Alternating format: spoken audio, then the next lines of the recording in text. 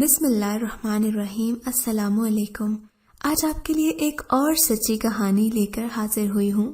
کہانی ایسی ہے کہ آپ کو ضرور پسند آئے گی، لیکن کہانی شروع کرنے سے پہلے نئے آنے والوں سے گزارش ہے کہ ہمارے چینل کو سبسکرائب کریں اور ہماری ویڈیوز سب سے پہلے دیکھنے کے لیے بیل آئیکن کو ضرور کلک کریں۔ چلیے کہانی شروع کرتے ہیں۔ ہمارے گھر کا ماحول بے حد پرسکون اور پاکیزہ تھا۔ جب میں نے ہوش سنبھالا تو پردے کی پابندی کرنے لگی، جبکہ میری بہنیں پردہ نہیں کرتی تھیں۔ مجھے کسی نے مجبور نہیں کیا کہ میں پردہ کروں، بس خود ہی میرے دل میں یہ خیال آ گیا کہ پردہ کرنا چاہیے۔ میرے گھر والے میرے اس عمل سے بہت خوش ہوئے۔ میں بے شک بہت خوبصورت تھی، لیکن مجھے اپنی اچھی شکل و صورت کی نمائش کا کوئی شوق نہیں تھا، اسی لیے میں گھر سے باہر قدم نکالتے وقت خود کو بہت مستور کر لیتی تھی تاکہ میرے اجلے چہرے پر کسی کی میلی نظر نہ پڑے۔ کہتے ہیں کہ سب لوگ اپنے اپنے خاص رجحان کے ساتھ پیدا ہوتے ہیں۔ میرا بھی بس اس طرح کا رجحان تھا کہ عورتوں کو گھر سے نکلتے وقت مناسب لباس میں ہونا چاہیے، خاص طور پر لڑکیوں کو بہت بن ٹھن کر گھر سے باہر نہیں نکلنا چاہیے۔ میرے اپنے خیالات تھے، لیکن اس باعث خاندان بھر میں تنقید کا نشانہ بنایا جاتا۔ کوئی مجھے بڑی بی کہتا تو میری کزنیں مجھے دقیانوسی کہہ کر چھیڑتیں، لیکن میں اپنی کھال میں مست رہنے والی لڑکی تھی، ان کی باتوں سے مجھے کوئی فرق نہیں پڑتا تھا۔ ماموں کا بیٹا طاہا دوسرے شہر میں پڑھتا تھا اور ماموں کی فیملی لاہور میں سکونت پذیر تھی۔ کبھی کبھی ان کے شہر کسی تقریب میں جانا ہوتا تھا۔ طاہا کو میں نے بچپن میں دیکھا تھا، اور بچپن میں جو شکل ہوتی ہے بڑے ہونے کے بعد کافی تبدیل ہو جاتی ہے۔ طاہا کا کہنا تھا کہ مجھے تو آسیہ کی شکل بھی یاد نہیں۔ اب جب وہ آتا تو میں اس کے سامنے نہ جاتی، بلکہ میں کسی بھی کزن اور رشتہ دار لڑکے کا سامنا نہ کرتی۔ اپنے بھائی، ماموں، چچا کے سوا سب سے پردہ کرتی تھی۔ یہ بات کافی رشتہ داروں کو ناگوار بھی گزرتی۔ کچھ حاسد قسم کے رشتہ دار عورتیں یہ باتیں پھیلانا شروع کر دیتی کہ یہ بدصورت ہو گئی ہے، شاید اسے برس کا مرض لگ گیا ہے، تبھی اپنا چہرہ چھپاتی ہے اور قریبی رشتہ دار لڑکوں کو یعنی کزنس تک کے سامنے نہیں آتی۔ جب مجھے کوئی ایسی باتیں بتاتا تو میں ہنس پڑتی، بھلا چاند پر تھوکنے سے اس کا کیا بگڑتا ہے۔ خاندان کی کچھ بڑی بوڑھیاں البتہ ایسی تھیں جو کہتی تھیں کہ وہ لڑکا بہت ہی خوش قسمت ہوگا جو اسے بیاہ کر لے جائے گا۔ ہر خاندان میں ایسی باتیں ہوتی رہتی ہیں۔ اصل معاملے نے تب سر اٹھایا جب میرے رشتے کی بات چلی۔ غیر خاندان سے بہت رشتے آئے۔ پھپھو خواہش مند تھیں کہ ان کے بیٹے سے رشتہ ہو، اور چچا چچی بھی آرزومند تھے، لیکن امی نے میرے لیے اپنے بھائی کے بیٹے طاہا کو پسند کیا۔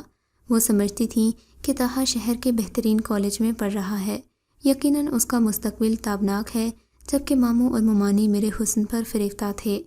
وہ اپنے بیٹے کے لیے مجھ جیسی خوبصورت لڑکی کو بہو بنانا چاہتے تھے۔ وہ کہتے تھے جب گھر میں روشنی موجود ہو تو باہر جا کر روشنی تلاش کرنے کی کیا ضرورت ہے۔ ماموں اور ممانی کو میرے پردہ نشین ہونے سے الجھن ضرور تھی، کیونکہ جب بھی طاہا ان کے ہمراہ ہمارے گھر میں آتا تو میں اس کے سامنے نہ جاتی، اور وہ آتا ہی مجھے دیکھنے کے لیے تھا۔ اس نے اپنے والدین سے کہہ دیا تھا کہ اس کے ساتھ ایک سے ایک حسین لڑکی بڑھتی ہے، لہٰذا جب تک میں اسے اپنی صورت نہیں دکھاؤں گی وہ شادی کے لیے ہاں نہیں کرے گا۔ ممانی نے بھی بنتی کی، مگر میں ٹس سے مس نہیں ہوئی۔ میں نے کہہ دیا کہ ماموں اور ممانی کا مجھے دیکھ لینا کافی ہے، طاہا کو اپنے ماں باپ پر اعتبار کرنا چاہیے، اسے میری ایک جھلک دیکھ کر کیا کرنا ہے۔ طاہا نے بہت کوشش کی کہ میں اس کے سامنے آؤں اور وہ مجھ سے باتیں کرے۔ اس کا خیال تھا کہ شادی ایک دن کا کھیل نہیں، زندگی بھر کا سودا ہے، اور میں اس ترقی یافتہ دور میں دو انسانوں کو شادی کے بندھن باندھنے سے پہلے ایک دوسرے سے مل کر خود کو سمجھنے کو ضروری سمجھتا ہوں، تبھی شادی کا بندھن باندھنا چاہیے۔ میں نے اس کی ان تعویلوں کا کوئی جواب نہیں دیا۔ اس نے امی سے کہا کہ اچھا پھر اس کی کوئی تصویر اتار کر دکھا دیں۔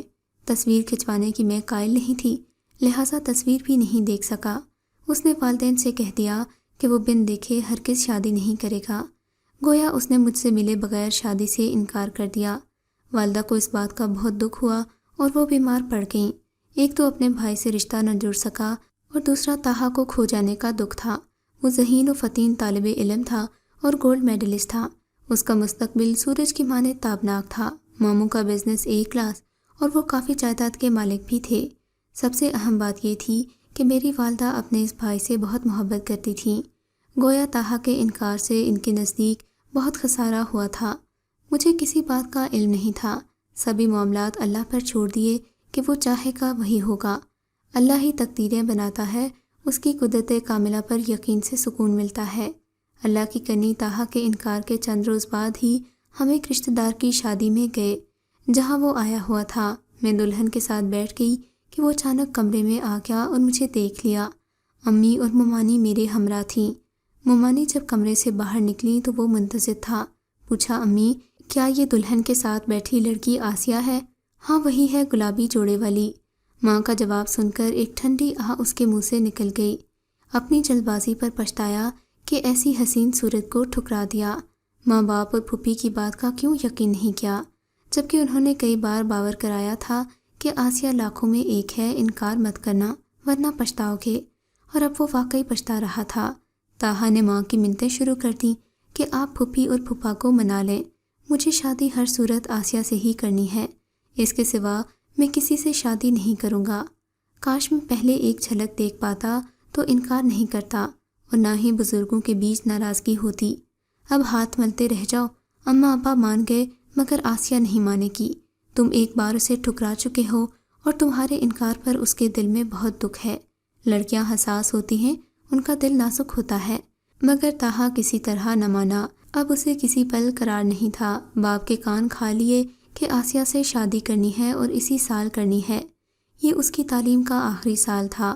جلد ہی سالانہ امتحان ہونے والے تھے اور امتحانات کے فوراً بعد گھر میں اسے شادی کا اہتمام چاہیے تھا۔ ماموں ممانی ایک بار پھر رشتے کی استدعا لے کر آ گئے اور طاہا نے امی ابو سے معافی مانگی۔ میرے والدین نے اسے گلے لگا لیا۔ وہ کوئی غیر تو نہیں تھا، اپنوں کی ایسی غلطیوں کو معاف کر دینے میں ہی بھلائی ہوتی ہے۔ قریبی رشتہ داروں کو بھی کوئی اعتراض نہیں تھا، بلکہ سبھی خوش تھے کہ میں اپنوں میں جا رہی ہوں۔ امی ابو کہتے ہیں کہ اپنے اپنے ہوتے ہیں، کسی بات کا ڈر خوف نہیں ہوتا۔ یوں رشتہ پکا ہو گیا اور پورے خاندان میں مٹھائیاں بانٹی گئیں۔ مجھے بھی خوشی ہوئی تھی کہ میری امی کی خواہش پوری ہو گئی۔ ان دنوں میں MSc کر رہی تھی اور ابھی شادی میں کافی وقت تھا۔ امی نے ممانی سے کہہ دیا کہ یہ تعلیم مکمل کرے گی تو شادی کر دیں گے۔ مجھ سے بڑے دونوں بھائی ابھی غیر شادی شدہ تھے اور ابو ان کے سر پر پہلے صحرا دیکھنا چاہتے تھے۔ ادھر طاہا کو چین نہیں تھا۔ ماموں کا فون آتا کہ باقی کام بعد میں ہوتے رہیں گے، پہلے ہمیں طاہا اور آسیہ کی شادی کرنی چاہیے۔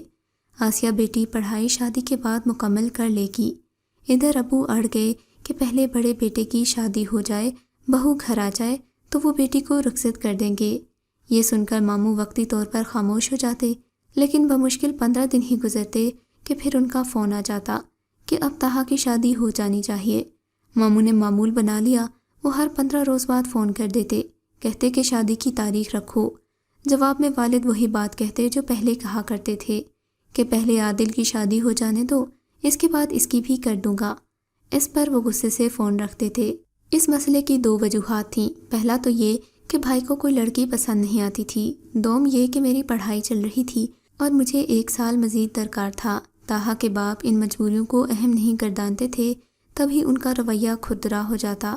میں بمشکل 22 سال کی تھی، مگر پھر بھی میرے تایا کو جلدی پڑی تھی۔ انہی دنوں ہمارا خاندان میں ایک اور شادی میں جانا ہوا۔ اب چونکہ منگنی ہو چکی تھی، لہٰذا طاہا میں کچھ ہمت آ گئی تھی۔ بڑوں کی طرف سے بھی اسے خوب اجازت تھی اور کوئی ڈر خوف نہیں تھا۔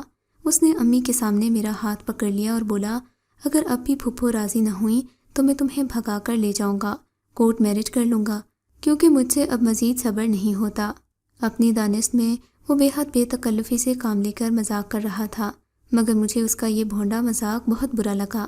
امی نے بھی اسے سمجھایا کہ بیٹے اس طرح نہیں کہتے، 6 ماہ امتحان میں باقی ہیں، پھر شادی کی تاریخ رکھ دیں گے، تم ذرا صبر سے کام لو اور اپنے والد کو بھی سمجھاؤ کہ آئے دن میرے میاں کو فون نہ کیا کریں ورنہ وہ چڑ جائیں گے۔ اس پر طاہا نے کہا، ٹھیک ہے، شادی امتحانات کے بعد ہو جائے گی، مگر نکاح ابھی کر لیں۔ یہ کیا بات ہوئی؟ جب شادی کو چند ماہ باقی ہیں تو نکاح پہلے کیوں؟ ارے بھائی، نکاح تبھی ہوگا جب شادی ہوگی۔ اسی دوران ماموں بھی آ گئے اور امی کو سمجھانے لگے کہ نکاح کر دیں، مگر میں نے صاف انکار کر دیا کہ ابھی نکاح کا سوال ہی پیدا نہیں ہوتا۔ مگر ماموں اپنے بیٹے کی محبت میں اس قدر اندھے ہو چکے تھے کہ شادی والے گھر میں میری امی کو خوب سنا دیں۔ کہنے لگے کہ اگر آپ کو اتنی سی بھی شرط منظور نہیں ہے تو پھر یہ رشتہ ختم سمجھیں۔ اس بات پر میں حیران رہ گئی کہ یہ لوگ اتنے جلد باز کیوں ہیں۔ آخر 6 مہینے کا وقت تو بہت جلدی گزر جاتا ہے۔ خیر، مجھے تو طاہا کی لاؤبالی فطرت پہلے ہی پسند نہیں تھی، اور پھر اس واقعے کے بعد تو مجھے وہ بالکل بھی زہر لگنے لگا تھا۔ مجھے اس بات کا کوئی دکھ نہیں تھا۔ امی نے بھی پہلے کی طرح اس بات کا اثر نہیں لیا، کیونکہ ان کا بھائی شادی والے گھر میں ان کی بے عزتی کر چکا تھا۔ چند روز بعد ماموں نے فون کیا کہ ہم سے غلطی ہو گئی ہے۔ خواہ غصہ کیا، حالانکہ آپ لوگ صحیح کہہ رہے تھے۔ اب طاہا بھی پچھتا رہا ہے اور معافی مانگ رہا ہے۔ خدا کے لیے اسے معاف کر دیں۔ بہو تو ہم آسیہ کو ہی بنائیں گے۔ والدین تو پھر راضی ہو گئے، مگر اس بار میں ڈٹ گئی۔ میں نے کہا میں ہرگز طاہا سے شادی نہیں کروں گی جس نے میرے والدین کی عزت نہیں کی۔ جو شادی سے پہلے میرے ماں باپ سے بدتمیزی کر سکتا ہے، وہ آئندہ ان کی کیا عزت کرے گا۔ مجھے یہ لوگ بہت ہی بے صبرے، کم حوصلہ اور جذباتی لوگ لگے۔ امی مجھے ایک بار پھر سمجھانے کے لیے بیٹھیں تو میں نے ان کے سامنے ہاتھ جوڑ دیے۔ کہا خدا کے لیے ہرگز آپ کے بھائی کی حویلی کی گائے نہیں بنوں گی۔ وہ جب چاہے کھونٹے سے باندھ لیں اور جب چاہے ہانک دیں۔ ایسے لوگ شروع میں ہی قدر کرتے ہیں، بعد میں یہ وہی کرتے ہیں جو ان کا دل کرتا ہے۔ میں تو ایسے اپنوں کو ہرگز قابل بھروسہ نہیں سمجھتی۔ اس بار انکار میری طرف سے ہوا، اور پھر میں جو بات کہہ دیتی تھی وہی کرتی تھی۔ یہ تو کبھی ہوا ہی نہیں کہ میں نے کبھی نہ کی ہو اور پھر ہاں کرتی ہو۔ امی ابو سبھی سمجھاتے رہ گئے، مگر میں نے فیصلہ نہ بدلا۔ والد نے کہا کہ اگر اپنوں میں ہی شادی کرنی لازم ہے تو میری بہن کا بیٹا کیا برا ہے۔ وہ کب سے آرزو مند تھیں کہ آسیہ کا رشتہ مل جائے۔ سوکرا ان کے نام کا نکل آیا، اور پھپھو سیدھی سادی اور مجھ سے محبت کرنے والی تھیں۔ مجھے وہ یوں بھی پسند تھیں۔ برسوں سے ماموں زاد کی طرف سے میرے رشتے کی بات چل رہی تھی، اور وہ بیچاری خاموش تھیں کہ بھاوج کا خیال اور پاس تھا۔ یوں تو پسند ان کا بیٹا بھی مجھے کرتا تھا، مگر اس کی یہ بات مجھے اچھی لگی کہ اس نے اپنے ماں باپ کو یوں کھلے عام مجھ سے رشتہ جوڑنے پر مجبور نہیں کیا۔ پھپھو کا تو ارمان تھا کہ آسیہ میری بہو بنتی۔ جب والد نے پھپھو سے تذکرہ کیا تو ان کی باتیں کھل گئیں اور وہ خوشی سے نہال ہو گئیں۔ میں نے بھی اپنے والد کے فیصلے کا احترام کرتے ہوئے سر تسلیم خم کر دیا کہ میرے دھدیال والے ایسے تندخو اور جلد باز لوگ نہیں تھے جیسے امی کے رشتہ دار تھے۔ آج میں ناصر کی شریک حیات بن کر خوش ہوں۔ وہ بہت اعلیٰ عہدے پر نہ سہی، مگر مخلص اور محبت کرنے والے شوہر ہیں۔ میرے والدین کی عزت کرتے ہیں، اور آج تک انہوں نے مجھے کوئی دکھ نہیں دیا۔ وہ مجھ سے بہت محبت کرتے ہیں اور مجھے پا کر بہت خوش ہیں۔ اکثر کہتے ہیں کہ میں بہت خوش قسمت ہوں جو خاندان کی سب سے خوبصورت اور خوبصیرت لڑکی مجھے ملی ہے۔ یہ سن کر میں سوچتی ہوں کہ صورت تو کسی کے پاس بھی ہو سکتی ہے، مگر اچھے نصیب تو کسی کسی کے ہی ہوتے ہیں۔ اس معاملے میں واقعی خوش قسمت تھی کہ مجھے عابد جیسا شوہر ملا تھا۔ مجھ سے رشتہ ٹوٹنے کے بعد طاہا نے ایک اور جگہ منگنی کی۔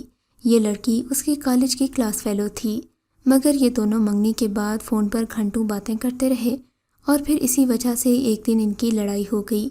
یوں ایک بار پھر طاہا کا رشتہ ٹوٹ گیا۔ میں پہلے ہی جانتی تھی کہ یہ بہت ہی جذباتی شخص ہے۔ آج میں سوچتی ہوں کہ اگر اس وقت میں اس سے باتیں کرنے لگ جاتی، یا پھر میرے والدین اس سے میرا نکاح کر دیتے، تو یہ شخص میری زندگی کو بھی جہنم بنا کر رکھ دیتا۔ اچھا ہی ہوا جو میں نے رشتہ داروں کی بات نہیں مانی اور اس سے بات کرنا بھی گوارا نہیں کیا۔ آج اسی وجہ سے میرے شوہر میری بہت قدر کرتے ہیں۔